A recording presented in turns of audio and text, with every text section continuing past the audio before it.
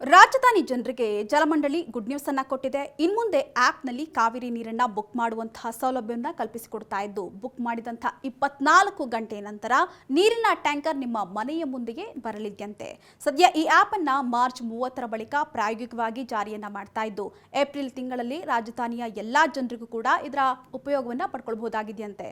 ಹೌದು, ರಾಜಧಾನಿ ಬೆಂಗಳೂರಿನಲ್ಲಿ ಬೇಸಿಗೆಯಲ್ಲಿ ಎದುರಿಸಬಹುದಾದಂತಹ ಟ್ಯಾಂಕರ್ ಮಾಫಿಯಾಕ್ಕೆ ಬ್ರೇಕ್ ಹಾಕುವಂತಹ ಸಲುವಾಗಿ ಜಲಮಂಡಳಿ ಈ ನಿರ್ಧಾರಕ್ಕೆ ಬಂದಿದ್ದು, ಆಪ್ ಮೂಲಕ ಮನೆ ಬಾಗಿಲಿಗೆ ನೀರನ್ನು ವಿತರಿಸುವಂತಹ ಯೋಜನೆಗೆ ಕೈ ಹಾಕಿದೆ. ಇನ್ನು ಈ ಆಪ್ನಲ್ಲಿ ಟ್ಯಾಂಕರ್ಗಳನ್ನು ಬುಕ್ ಮಾಡಲು, ಟ್ಯಾಂಕರ್ ಹಾಕಿಸಿಕೊಳ್ಳಲು ನಿಗದಿತ ಸಮಯದೊಂದಿಗೆ ನೀರನ್ನು ಪಡೆಯಲು ಮುಂಚಿತವಾಗಿ ಹಣವನ್ನು ಪಾವತಿಸಲು ಕೂಡ ಅವಕಾಶವನ್ನು ಕೂಡ ಮಾಡಿಕೊಡಲಾಗಿದೆ.